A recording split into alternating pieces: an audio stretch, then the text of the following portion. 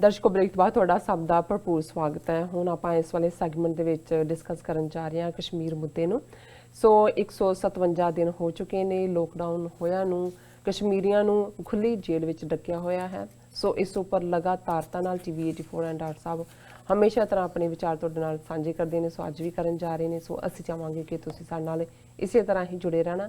ਦੇਖਣ ਸੁਣਨ ਲਈ ਐਂਡ ਲਿਖਣ ਲਈ ਤੁਹਾਡਾ ਸਭ ਦਾ ਬਹੁਤ ਬਹੁਤ ਸ਼ੁਕਰੀਆ ਜੀ। ਡਾਕਟਰ ਸਾਹਿਬ ਕੀ ਕਹਿਣਾ ਚਾਹੋਗੇ?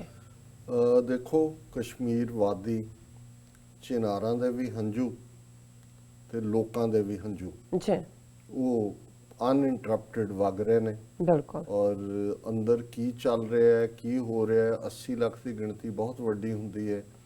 ਇੰਟੀਰੀਅਰ ਖਾਸ ਤੌਰ ਤੇ ਸਾਊਥ ਕਸ਼ਮੀਰ, ਜਿੱਥੇ ਕਿ ਈਵਨ ਬਿਜਲੀ ਔਰ ਦੂਸਰਾ ਵੀ ਔਰ ਟ੍ਰੇਡ, ਕੱਲ੍ਹ ਹੀ ਈਵਨ ਹਾਈਵੇ ਦੇ ਉੱਤੇ ਟਰੱਕਾਂ ਦੀ ਮੀਲਾਂ ਲੰਬੀ ਲਾਈਨ ਸੀ। ਉਹਦੀ ਹੈਡਲਾਈਨ ਹੀ ਇਹ ਸੀ ਕਿ ਹਾਈਵੇ ਗ੍ਰੇਵਯਾਰਡ ਆਫ ਟਰੱਕਸ।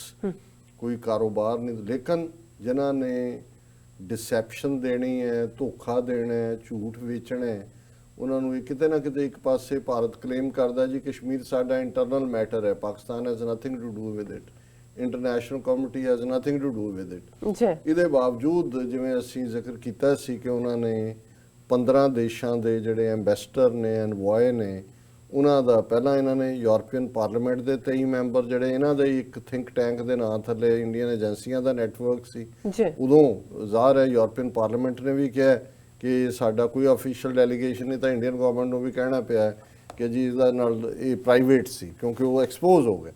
ਹੁਣ ਇਹਨਾਂ ਨੂੰ ਲੱਗਦਾ ਹੈ ਕਿ ਵੀ ਕਸ਼ਮੀਰ ਦੇ ਉੱਤੇ ਦਬਾਅ ਕਿਤੇ ਨਾ ਕਿਤੇ ਬਣ ਰਿਹਾ। ਜੇ ਅਮਰੀਕਾ 'ਚ ਹੀਅਰਿੰਗਸ ਹੋ ਰਹੀਆਂ ਨੇ, ਪ੍ਰਮਲਾ ਜੈਪਾਲ ਜਿਹੜੀ ਇਹਨਾਂ ਦੀ ਪ੍ਰੈਜ਼ੀਡੈਂਸ਼ੀਅਲ ਕੈਂਡੀਡੇਟ ਵੀ ਸੀ, ਕਾਂਗਰਸ ਵੂਮਨ ਹੈ ਸੀਐਟਲ ਤੋਂ, ਉਹ ਲਗਾਤਾਰਤਾ ਨਾਲ ਇਸ ਇਸ਼ੂ ਤੇ ਕਰ ਰਹੀ ਹੈ। ਔਰ ਕਿਵੇਂ ਉਹਦੇ ਦਫ਼ਤਰ ਦੇ ਬਾਹਰ ਵੀ ਪ੍ਰੋਟੈਸਟ ਕੀਤਾ ਹੈ, ਸਿੱਖਾਂ ਨੇ ਉਹਨੂੰ ਚੈਲੰਜ ਕੀਤਾ ਹੈ। ਔਰ ਅੱਜ ਹੀ ਸਰ ਸਤਪਾਲ ਸਿੰਘ ਪੁਰੇਵਾਰ ਉੱਥੋਂ ਦੱਸ ਰਹੇ ਸੀ ਕਿ ਵੀ ਉਹ ਪਲਾਨ ਕਰ ਰਹੇ ਨੇ ਉਹਨਾਂ ਨੂੰ ਇਨਵਾਈਟ ਕਰਕੇ ਗੁਰਦੁਆਰੇ ਸਪੋਰਟ ਕਰਨ ਦਾ ਕਿ ਤੂੰ ਕਸ਼ਮੀਰੀਆਂ ਦੇ ਮੁੱਦੇ ਤੇ ਲਿਆ।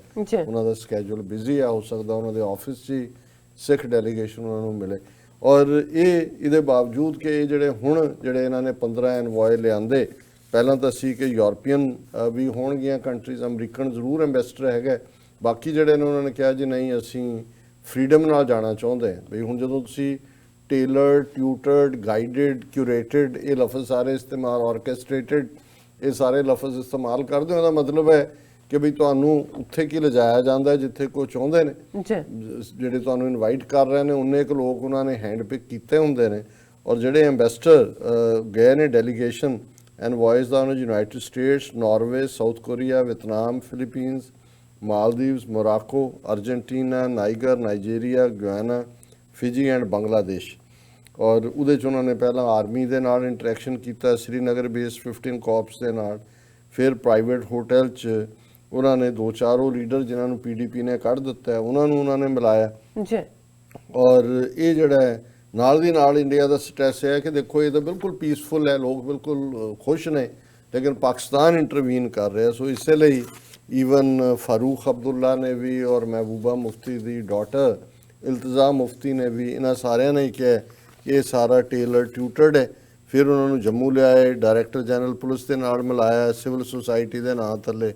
ਸੋ ਕੁੱਲ ਮਿਲਾ ਕੇ ਅਸੀਂ ਦੇਖ ਰਹੇ ਹਾਂ ਕਿ ਵੀ ਹੁਣ ਸੁਪਰੀਮ ਕੋਰਟ ਵੀ ਆਪਣੀ ਗਫਲਤ 'ਚੋਂ ਜਾਗਿਆ ਜਦੋਂ ਉਹਨਾਂ ਨੇ ਕਿਹਾ ਕਿ ਵੀ ਸੁਪਰੀਮ ਕੋਰਟ ਨੇ ਕੱਲ੍ਹ ਇੱਕ ਜਿਹੜੀਆਂ ਪਬਲਿਕ ਇੰਟਰਸਟ ਲਿਟੀਗੇਸ਼ਨ ਸੀ ਉਸ ਦੇ ਉੱਤੇ ਉਹਨਾਂ ਨੂੰ ਸਰਕਾਰ ਨੂੰ ਕਿਹਾ ਕਿ ਜਿਹੜੀਆਂ ਇਹ ਪਾਬੰਦੀਆਂ ਨੇ ਇੰਟਰਨੈਟ ਔਰ ਦੂਸਰੇ ਤੇ 1 ਹਫ਼ਤੇ ਦੇ ਵਿੱਚ ਇਸ ਸਾਰੇ ਦੇ ਉੱਤੇ ਜਿਹੜੀ ਹੈ ਉਹ ਨਜ਼ਰਸਾਨੀ ਕੀਤੀ ਜਾਏ ਔਰ ਇਸ ਬਾਰੇ ਦੱਸਿਆ ਜਾਏ। ਔਰ ਉਹਨਾਂ ਨੇ ਕਿਹਾ ਕਿ ਜੀ ਇਹ ਜਿਹੜੀ CRPS ਦੀ ਧਾਰਾ 144 ਦੇ ਤਹਿਤ ਜਿਹੜੀਆਂ ਪਾਬੰਦੀਆਂ ਲਾਈਆਂ ਨੇ ਇਹ ਫੰਡਾਮੈਂਟਲ ਰਾਈਟ ਹੈ, ਇਹਦੇ ਤੇ ਨਹੀਂ ਲਾਇਆ ਜਾ ਸਕਦਾ। ਔਰ ਹਫ਼ਤੇ ਦੇ ਵਿੱਚ ਦੱਸੋ, ਜਿਹੜੇ ਸੁਪਰੀਮ ਕੋਰਟ ਨੂੰ ਪਿਛਲੇ 5 ਮਹੀਨੇ ਤੋਂ ਨਜ਼ਰ ਨਹੀਂ ਆਇਆ ਕਿ ਕੀ ਚੱਲ ਰਿਹਾ, ਡਰਾਮੇਬਾਜ਼ੀ। ਜਿਵੇਂ ਮੈਂ ਪਹਿਲਾਂ ਪਿਛਲੇ ਸੈਗਮੈਂਟ 'ਚ ਕਿਹਾ ਕਿ ਇਹ ਜਿਹੜਾ ਅਲਟੀਮੇਟਲੀ ਹੈ ਸਾਰੇ ਹੀ ਇੱਕੋ ਲਾਈਨ ਗੁੰਡਿਆਂ ਦਾ ਰਾਜ ਹੈ। ਜੁਡੀਸ਼ਰੀ ਵੀ ਇਹਨਾਂ ਦੀ, ਮੀਡੀਆ ਵੀ ਇਹਨਾਂ ਦਾ, ਪਾਰਲੀਮੈਂਟ ਵੀ ਇਹਨਾਂ ਦੀ, ਐਗਜ਼ੈਕਟਿਵ ਵੀ ਇਹਨਾਂ ਦੀ। ਔਰ ਜਿੱਥੇ ਗੁੰਡਾ ਰਾਜ ਹੁੰਦਾ ਉੱਥੇ ਤੁਸੀਂ ਫਿਰ ਕੁਝ ਬਹੁਤਾ ਕੁਝ ਕਰ ਨਹੀਂ ਸਕਦੇ ਹੁੰਦੇ। ਔਰ ਇਸ ਦੇ ਨਾਲ ਹੀ ਮੈਂ ਇਹ ਵੀ ਦੱਸਦੇ ਹਾਂ, ਅਸੀਂ 2 ਵਾਰ ਪ੍ਰੋਗਰਾਮਾਂ 'ਚ ਇਸ਼ੂ ਨੂੰ ਲਿਆਂਦਾ ਸੀ। ਕੱਲ੍ਹ ਵੀ ਗੱਲ ਕੀਤੀ ਸੀ ਕਿ ਜਿਹੜੇ ਪੱਤਰਕਾਰ ਪ੍ਰੋਮੀਨੈਂਟ ਸਿੱਖ ਪਾਕਿਸਤਾਨ 'ਚ ਹਰਮੀਤ ਸਿੰਘ ਜਿਨ੍ਹਾਂ ਦਾ ਭਰਾ ਜਿਹੜਾ ਮਲੇਸ਼ੀਆ ਤੋਂ ਜਿਹੜਾ 4-5 ਸਾਲ ਤੋਂ ਸੀ ਉਹ ਗਿਆ ਵਿਆਹ ਦੇ ਲਈ, ਉਹਦਾ ਨੈਕਸਟ ਮੰਥ ਵਿਆਹ ਸੀ ਔਰ ਉਸ ਦਾ ਜਿਹੜਾ ਮਰਡਰ ਹੋਇਆ।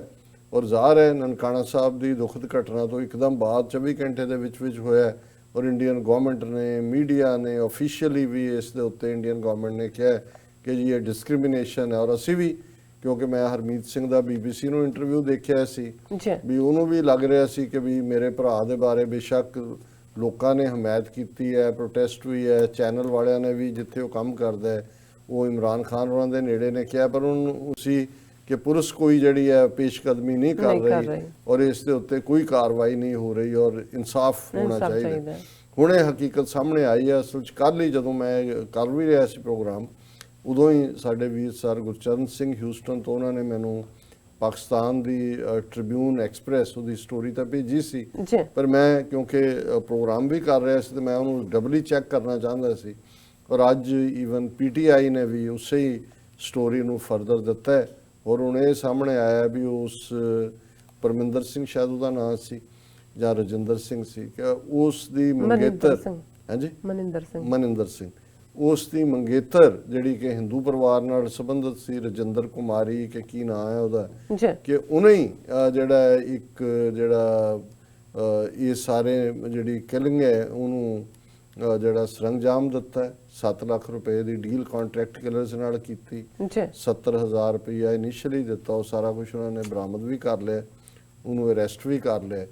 ਸੋ ਕੁੱਲ ਮਿਲਾ ਕੇ ਮੈਂ ਸਮਝਦਾ ਵੀ ਦੁਖਦਾਈ ਹੈ ਕਿ ਵੀ ਇਹ ਦੋਨੋਂ ਹੀ ਪਰਿਵਾਰ ਵੀ ਤਬਾਹ ਹੋਏ ਔਰ ਬਦਨਾਮੀ ਵੀ ਜਿਹੜੀ ਹੁੰਦੀ ਹੈ, ਬਟ ਘੱਟੋ ਘੱਟ ਅਸੀਂ ਇਹ ਸਮਝਦੇ ਹਾਂ। ਹੁਣ ਮੈਨੂੰ ਨਹੀਂ ਪਤਾ ਜਦੋਂ ਅਸੀਂ ਕਹਿੰਦੇ ਹਾਂ ਕਿ ਵੀ ਏਜੰਸੀਆਂ ਕਿਵੇਂ ਕੰਮ ਕਰਦੀਆਂ, ਉਹਦੀ ਟਾਈਮਿੰਗ ਉਦੋਂ ਹੀ ਕਿਉਂ ਚੁਣੀ ਗਈ। ਹਾਲਾਂਕਿ ਇਹ ਹੈ ਵੀ ਉਹ ਮਲੇਸ਼ੀਆ ਤੋਂ ਗਿਆ ਸੀ, ਜ਼ਾਹਰ ਹੈ ਭਰਾ ਨੂੰ ਫਖਰ ਵੀ ਹੋਣਾ ਹੈ ਕਿ ਉਹ ਵੀ ਅੱਜ ਇੱਕ ਸੈਲੀਬ੍ਰਿਟੀ ਪੱਤਰਕਾਰ ਹੈ ਔਰ ਇਹ ਮੇਰਾ ਖਿਆਲ ਐਜ਼ ਏ ਸਿੰਗਰ ਜਾਂ ਐਜ਼ ਏ ਕੁਛ ਵੀ ਇਹਦੀ ਥਾਂ ਆਪਣੀ ਬਣਾ ਰਿਹਾ ਸੀ ਕਿ ਵੀ ਉਹਦਾ ਵਿਆਹ ਕੀਤਾ ਔਰ ਇਹ ਵੀ ਆਇਆ ਕਿ ਵੀ ਜਿਹੜਾ ਮੰਗਣੀ ਹੈ ਮਰਜ਼ੀ ਦੇ ਨਾਲ ਹੀ ਹੋਈ ਸੀ ਔਰ ਇਹ ਸਾਰਾ ਪਾਰਟ। ਹੁਣ ਇਹਦੇ ਪਿੱਛੇ ਕਿਹੜੀਆਂ ਏਜੰਸੀਆਂ ਦਾ ਕੀ ਕੰਮ ਹੈ ਇਹ ਮੈਂ ਇੱਥੇ ਕੀ ਛੱਡ ਦੇਣਾ, ਕਿਉਂਕਿ ਇਸ ਤੋਂ ਪਹਿਲਾਂ ਇੱਕ ਬਲਦੇਵ ਰਾਜ ਨਾਂ ਦਾ ਬੰਦਾ ਜਿਹੜਾ ਲੋਕਲ ਖੈਬਰ ਪਖਤੂਨਖਵਾ 'ਚ MLA ਵੀ ਬਣਿਆ ਹੋਇਆ ਸੀ ਜਾਂ ਲੋਕਲ ਜਿਹਨੂੰ ਮੈਂਬਰ ਕਹਿੰਦੇ ਨੇ, ਉਹ ਜਦੋਂ ਦੌੜ ਕੇ ਪਟਿਆਲੇ ਕਿ ਕਿੱਥੇ ਗਿਆ ਤਾਂ ਉਹਨੇ ਕਿਹਾ ਜੀ ਉੱਥੇ ਬੜੀ ਪਰਸੀਕਿਊਸ਼ਨ ਹੋ ਰਹੀ ਸੀ ਔਰ ਇਹ ਉਹ।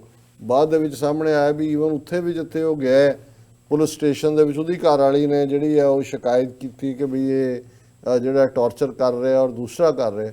ਸੋ ਇਸ ਵੇਲੇ ਕੌਣ ਕਿੱਥੇ ਕੀ ਰੋਲ ਅਦਾ ਕਰ ਰਿਹਾ, ਅਸੀਂ ਹਮਦਰਦੀ ਦਾ ਇਜ਼ਹਾਰ ਹੀ ਕਰ ਸਕਦੇ ਹਾਂ। ਔਰ ਮੈਂ ਸਮਝਦਾ ਵੀ ਘੱਟੋ ਘੱਟ ਜਿਸ ਤੇਜ਼ੀ ਨਾਲ ਪਾਕਿਸਤਾਨ ਦੀ ਪੁਲਿਸ ਨੇ, ਕਿਉਂਕਿ ਆਇਆ ਵੀ ਉਹ ਕੁੜੀ ਦਾ ਪਰਿਵਾਰ ਜਿਹੜਾ ਉਹ ਮਰਦਾਨ ਇਲਾਕਾ ਹੈ ਖੈਬਰ ਪਖਤੂਨਖਵਾ ਦਾ, ਕਿਸੇ ਵੇਲੇ ਹੋਤੀ ਮਰਦਾਨ ਇਹ ਨਾਲ ਨੇ, ਉੱਥੇ ਉਹਨੂੰ ਮੁੰਡੇ ਨੂੰ ਸੱਦਿਆ ਔਰ ਉੱਥੇ ਉਸ ਦਾ ਮਰਡਰ ਕਰਕੇ ਉਹਨਾਂ ਨੇ ਉਹਦੀ ਲਾਸ਼ ਜਿਹੜੀ ਆ ਉਹ ਪਸ਼ਾਵਰ ਦੇ ਵਿੱਚ ਸੁੱਟੀ ਔਰ ਉਹਦੇ ਫੋਨ ਨੰਬਰ ਤੋਂ ਹੁਣ ਉਹਦੇ ਭਰਾ ਨੂੰ ਵੀ ਸ਼ੱਕ ਇਸ ਲਈ ਪਿਆ, ਜ਼ਾਹਰ ਹੈ ਵੀ ਜਿਹੜੇ ਇਸ ਕਿਸਮ ਦੀ ਕਾਰਵਾਈ ਕਰਦੇ ਨੇ ਉਹਨੂੰ ਧਿਆਨ ਹੋਰ ਪਾਸੇ ਤਾਂ ਕਿ ਜਿਹੜੀ ਇਨਵੈਸਟੀਗੇਸ਼ਨ ਹੈ ਉਹ ਇਸ ਪਾਸੇ ਨਾ ਆਏ। ਸੋ ਉਹਦੇ ਭਰਾ ਨੂੰ ਮਾਰ ਕੇ ਉਹਦੇ ਫੋਨ ਤੋਂ ਹੀ ਭਰਾ ਨੂੰ ਕਾਲ ਕੀਤਾ ਕਿ ਜੀ ਇੰਨਾ ਰੁਪਈਆ ਦਿਓ ਨਹੀਂ ਤਾਂ ਅਸੀਂ ਮਾਰ ਦਿਆਂਗੇ, ਦੱਸਣ ਲਈ ਕਿ ਜਿਵੇਂ ਰੈਂਸਮ ਦੇ ਲਈ ਉਹਨੂੰ ਚੁੱਕਿਆ ਹੋਏ। ਪਰ ਆਲਰੇਡੀ ਇਹ ਸਾਹਮਣੇ ਆਇਆ ਕਿ ਵੀ ਮਰਡਰ ਉਹਦਾ ਮਰਦਾਨ 'ਚ ਕਰਕੇ ਉਹਦੀ ਡੈੱਡ ਬਾਡੀ ਉੱਥੇ ਸੁੱਟੀ ਗਈ। ਸੋ ਦੁਖਦ ਪਾਰਟ ਹੈ। ਸੋ ਮੈਂ ਸਮਝਦਾ ਵੀ ਐਟਲੀਸਟ ਫॉर द ਪ੍ਰੈਜ਼ੈਂਟ ਜਿਹੜੀ ਹੈ ਇਹਦੀ ਡੈਸਟ ਜ਼ਰੂਰ ਸੈਟਲ ਹੋਣੀ ਚਾਹੀਦੀ ਹੈ ਕਿ ਪੁਲਿਸ ਨੇ ਇਨਵੈਸਟੀਗੇਟ ਕੀਤਾ ਔਰ ਇਸ ਦੀ ਨੂੰ ਅਸੀਂ ਕੰਡੈਮ ਹੀ ਕਰ ਸਕਦੇ ਹਾਂ, ਨਾ ਤਾਂ ਅਸੀਂ ਹਰਮੀਤ ਸਿੰਘ ਦੀ ਮਦਦ ਕਰ ਸਕਦੇ ਹਾਂ। ਇੱਕ ਨੌਜਵਾਨ ਜਿਹੜਾ ਹੈ ਉਸ ਨੇ ਆਪਣੀ ਜਾਨ ਜਿਹੜੀ ਹੈ ਉਸ ਦੀ ਜਾਨ ਗਈ ਔਰ ਕੀ ਉਹਦੇ ਪਿੱਛੇ ਹੈ, ਇੰਡੀਅਨ ਏਜੰਸੀਆਂ ਨੇ ਕਿਸੇ ਹੋਰ ਦਾ ਏਜੰਡਾ ਹੈ ਇਹ ਹੁਣ ਰੱਬ ਜਾਣਦਾ, ਪਰ ਘੱਟੋ ਘੱਟ ਇਹ ਕਿ ਜੀ ਉਹਦੀ ਪੜਤਾਲ ਨਹੀਂ ਹੋ ਰਹੀ, ਇਹ ਘੱਟੋ ਘੱਟ ਸਾਹਮਣੇ ਆ ਗਿਆ ਇਹ ਹਕੀਕਤ ਕੀ ਹੈ। ਜੀ ਡਾਕਟਰ ਸਾਹਿਬ ਇੱਥੇ ਬ੍ਰੇਕ ਲੈ ਲੈਣਾ ਕਿਉਂਕਿ ਮੈਸੇਜ ਤਾਂ ਨਹੀਂ ਪੜ੍ਹ ਪਾਵਾਂਗੇ ਕਿਉਂਕਿ ਟਾਈਮ ਹੋ ਗਿਆ। ਸੋ ਵੀਅਰਸ ਤੁਸੀਂ ਨਾਲ ਇਸੇ ਤਰ੍ਹਾਂ ਹੀ ਜੁੜੇ ਰਹਿਣਾ, ਮਿਲਦੇ ਹਾਂ ਛੋਟੇ ਜਿਹੇ ਬ੍ਰੇਕ ਤੋਂ ਬਾਅਦ।